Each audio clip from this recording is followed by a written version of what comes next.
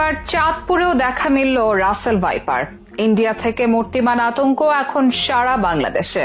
চরম বিষধর এই সাপ যেন সাক্ষাৎ মৃত্যুদূত, যার এক ছোবলেই মৃত্যু। আগে বাংলাদেশে এই সাপের উপস্থিতি দেখা না গেলেও এখন হর হামেশাই দেখা মিলছে এই ভয়ঙ্কর বিষধর সাপের। পদ্মার চর থেকে ধানক্ষেত কিংবা অন্যান্য ফসলের মাঠ, দেশের সব এলাকার সবখানেই যেন উপস্থিতি বাড়াচ্ছে এই সাপ।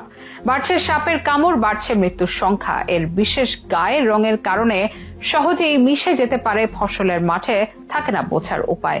মানুষ ফসলের মাঠে কাজে গেলেই কামড়ে দেয় এই সাপ, ঢেলে দেয় পৃথিবীর সব থেকে বিষাক্ত বিষ, যা মাত্র 1.5 থেকে 2 ঘন্টাতেই শেষ করে দিতে পারে একজন মানুষের প্রাণ।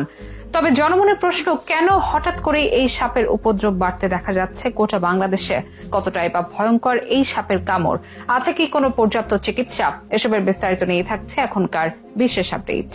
গত 6 মে বিষধর রাসেল ভাইপারের দংশনে রাজশাহী বিশ্ববিদ্যালয়ের এক শিক্ষার্থীর মৃত্যু হয়। সেদিন সন্ধ্যায় পদ্মার পাড়ে তাকে সাপে দংশন করে। রাজশাহী মেডিকেল কলেজ হাসপাতালের আইসিইউতে চিকিৎসাধীন অবস্থায় সেদিন রাতেই তার মৃত্যু হয়। পদ্মার চরে যে রাসেল ভাইপারের উপস্থিতি আছে সেটি গত বছরই খবর আসে, কিন্তু নতুন খবর, ভয়ঙ্কর এই সাপ পৌঁছে গেছে দেশের দক্ষিণ অঞ্চলেও। এবার এটির দেখা মিলল চাঁদপুরেও। তখন থেকে জনমনের প্রশ্ন, তবে কি রাসেল ভাইপারের উপস্থিতি এখন গোটা বাংলাদেশেই? রাসেল ভাইপার বা চন্দ্রপোড়া সাপ পশ্চিমবঙ্গ ও বাংলাদেশের জন্য একটি বিলুপ্ত প্রায় দুর্লভ সাপ হিসেবে জেনে এসেছে মানুষ। বিগত বছরগুলোতে খুব কমই দেখা মিলত এটির। এটি পশ্চিমবঙ্গের বেশিরভাগ জেলার গ্রাম অঞ্চলে ভয়ের অন্যতম কারণ। আগে শুধুমাত্র বাংলাদেশের রাজশাহী অঞ্চলে এ সাপ পাওয়া গেলেও বর্তমানে এরা পদ্মা নদী তীরবর্তী জেলা ও চরসহ নদী পথে সারা বাংলাদেশে বিস্তার লাভ করেছে, যার সর্বশেষ উদাহরণ হলো চাঁদপুর। এখন এই জেলার আশেপাশেও এই সাপের উপস্থিতি বাড়বে বলে আশঙ্কা স্থানীয়দের। শুধু বিশ্বের ভয়ঙ্কর দিকে নয়, স্বভাবগত দিক দিয়ে অন্য সাপের থেকে ভিন্নতা আছে এর। অন্যান্য সাপ মানুষকে এড়িয়ে চলার চেষ্টা করলেও এই সাপটির স্বভাব কিন্তু ঠিক তার উল্টো। তাই প্রতি বছরই উল্লেখযোগ্য সংখ্যক মানুষ এই সাপটির কামড়েই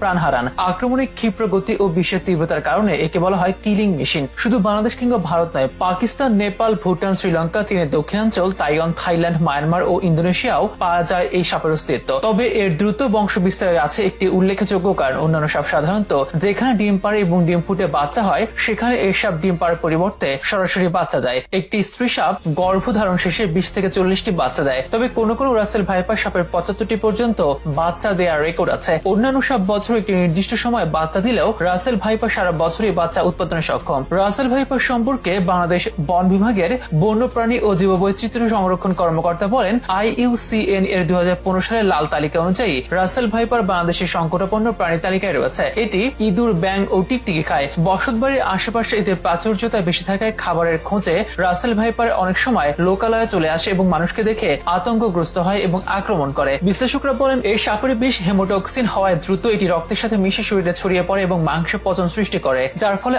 আক্রান্ত ব্যক্তির মৃত্যু হয়। সাপটির কবল থেকে বাঁচতে সচেতনতাই সবচেয়ে কার্যকর পথ। সাপে কাটা মাত্রই কোনো ওঝা নয়, বরং হাসপাতালে নিয়ে যাওয়ার পরামর্শ স্বাস্থ্য বিভাগের। কেননা রাসেল ভাইপারের প্রতিষেধক বা অ্যান্টিভেনম তৈরি হচ্ছে চট্টগ্রামে। এর মধ্যে অগস্ট মাসে প্রথম দফা পরীক্ষামূলক প্রয়োগ সফল হয়েছে। বিষধর রাসেল ভাইপারের কামড়ে আর মৃত্যু নয়, দ্রুত নিকটস্থ হাসপাতালে গিয়ে অ্যান্টিভেনম নেওয়ার মাধ্যমে সুস্থ হয়ে ওঠা সম্ভব। তাছাড়া এই সাপের কামড় এড়াতে ফসলের মাঠে গম বুট পরে যাওয়ার পরামর্শ দিয়েছেন কৃষি বিভাগ।